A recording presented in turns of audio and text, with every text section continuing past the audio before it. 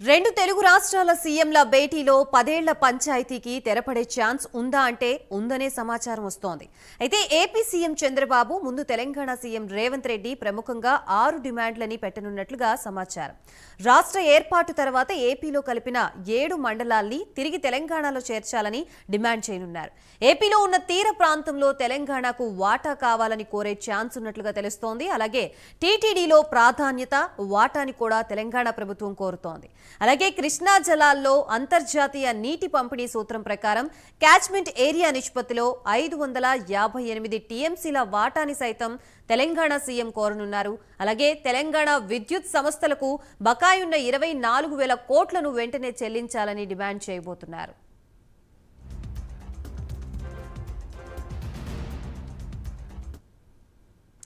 మొత్తంగా ఇరు రాష్ట్రాల ముఖ్యమంత్రుల సమావేశం ఇప్పుడు ప్రాధాన్యత సంతరించుకుంది. ప్రస్తుతం ఇదే అంశానికి సంబంధించి మనకి పూర్తి అప్డేట్స్ ఇవ్వడానికి మా ప్రతినిధి చందు సిద్ధంగా ఉన్నారు. చందు,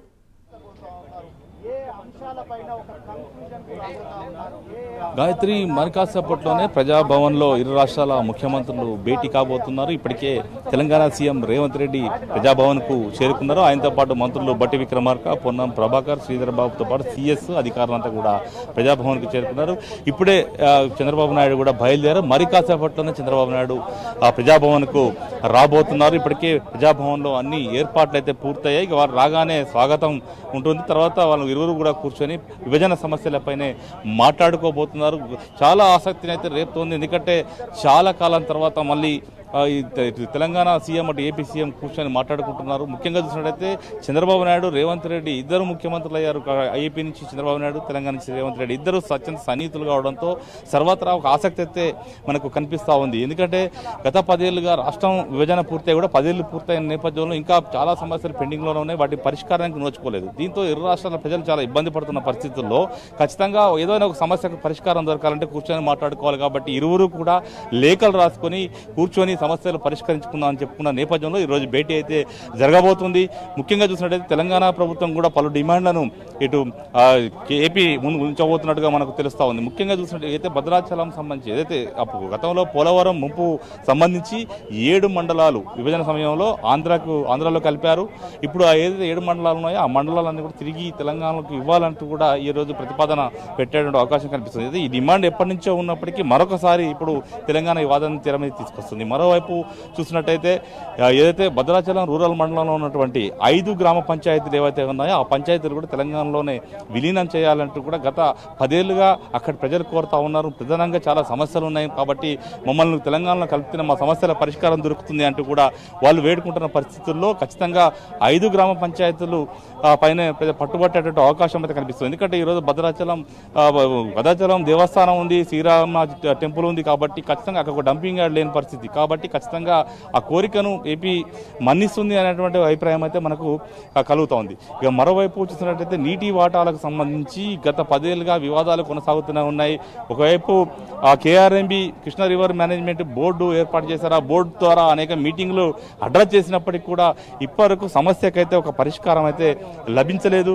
ప్రధానంగా చూసినట్టయితే ఆ సమస్య ప్రకారం చూస్తే ఇప్పటికే 299 టీఎంసీల నీరు తెలంగాణకు వస్తుంది. ముఖ్యంగా ఇందులో 50% అంటే దాదాపుగా 558 టీఎంసీల నీటి వాటా తెలంగాణ కావాలని చెప్తున్నారు. ప్రస్తుతం మనం చూస్తున్నాం విజువల్స్ లో ఏపీ ముఖ్యమంత్రి నారా చంద్రబాబు నాయుడు ఇప్పుడే ప్రజాభవన్కు చేరుకున్నారు. ఆయన కాన్వాయ్ ప్రస్తుతం ప్రజాభవన్లోకి వెళ్తున్నటువంటి దృశ్యాలు మనం చూస్తున్నాం. ప్రస్తుతం మనం చూడొచ్చు చంద్రబాబు నాయుడు కాన్వాయ్ అయితే లోపలికి వెళ్తుంది. ఇప్పటికే సీఎం రేవంత్ రెడ్డితో పాటు మంత్రులంతా ఇక్కడ చేరుకున్నారు. ఆయనతో చంద్రబాబు నాయుడుతో పాటు ఏపీ మంత్రులు కూడా కందుల దుర్గేష్, అదే అనగానే సత్యప్రసాద్, జనార్దన్ రెడ్డి వారు కూడా చంద్రబాబు నాయుడు వెంటే లోపలికి వెళ్తున్నటువంటి మన దృశ్యాలు అయితే ప్రస్తుతం మనం చూస్తున్నాం.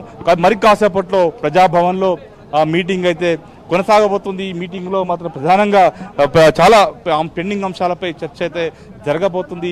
ఈసారి ఖచ్చితంగా ఈ చర్చకు ఒక ఫుల్ స్టాప్ పడుతుందనేటువంటి అభిప్రాయాన్ని 2 తెలుగు రాష్ట్రాల ప్రజలు అనుకుంటున్నారు. కానీ ఈ ఒకవేళ కొన్ని సమస్యల పరిష్కారమైన కూడా ఇరు రాష్ట్రాలకు ఉపయోగకరంగా ఉంటుందనేది మనం కూడా ఆశిస్తున్నాం. ఎందుకంటే విభజన జరిగి 10 ఏళ్లు పూర్తయినా కూడా ఇప్పటికీ పెండింగ్ సమస్యలు ఉండడం వల్ల చాలా ఇరు రాష్ట్రాలు కూడా చాలా కోల్పోవాల్సి వస్తున్నటువంటి పరిస్థితి ఉంది. కాబట్టి సామరస్యపూర్వకంగా కూర్చొని మాట్లాడుకుంటే ఏ సమస్య అయినా పరిష్కారం జరుగుతుంది. కాబట్టి ఈసారి భేటీలో ఆ దిశగా అడుగులు పడతాయనేటువంటి ఒక చర్చ అయితే ప్రస్తుతం జరుగుతూ ఉంది. ఎందుకంటే గతంలో సీఎం కేసీఆర్ ముఖ్యమంత్రిగా ఉన్నప్పుడు, అదేవిధంగా ఏపీలో జగన్ ముఖ్యమంత్రిగా ఉన్నప్పుడు కూడా ఇట్లాంటి సమావేశాలు నిర్వహించినప్పటికీ ఒక సమస్యలు అయితే పరిష్కారానికి అయితే నోచుకోలేదు. మరోవైపు అటు ఏపీ అధికారులు తెలంగాణ అధికారులు కలిసి కూర్చున్నప్పుడు కూడా పెద్దగా సమస్యలు అయితే పరిష్కారంకి అయితే నోచుకోలేదు. ఈ నేపథ్యంలో ఈరోజు రెండు తెలుగు రాష్ట్రాల్లో కూడా ఒక బిగ్ డేగానే మనం చెప్పుకోవచ్చు. ఎందుకంటే ఈరోజు అటు చంద్రబాబు నాయుడు రేవంత్ రెడ్డి మధ్య ఎలాంటి టాక్స్ నడుస్తాయనేటువంటి ఆసక్తి అయితే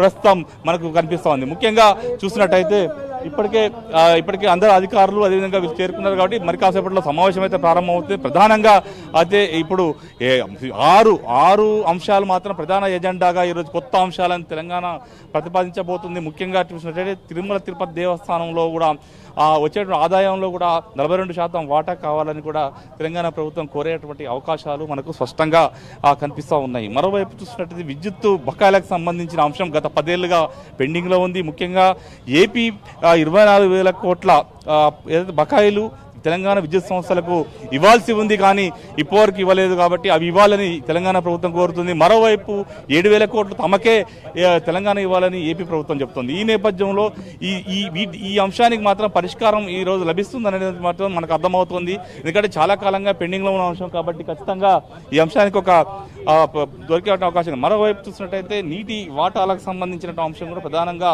చోటు చేస్తుంది. ఎందుకంటే నీటి వాటాలకు సంబంధించి ఇప్పటికే పెద్ద ఎత్తున రెండు రాష్ట్రాల మధ్య వివాదం కొనసాగుతుంది. గతంలో చాలా ఘర్షణ పూరితమైనటువంటి వాతావరణం మనం చూస్తాం. ముఖ్యంగా నాగార్జున సాగర్ లాంటి డ్యామ్ మీద అటు ఏపీ పోలీసులు తెలంగాణ పోలీసులు మోహరించి కొట్టుకునే స్థితికి వచ్చిన పరిస్థితుల్లో ఈసారి ఖచ్చితంగా దానికి ఏదో ఒక పరిష్కారం చూపితేనే ఇటు రెండు రాష్ట్రాల ప్రజలకు మేలు జరుగుతుంది అనేటువంటి ఒక చర్చ అయితే కొనసాగుతుంది.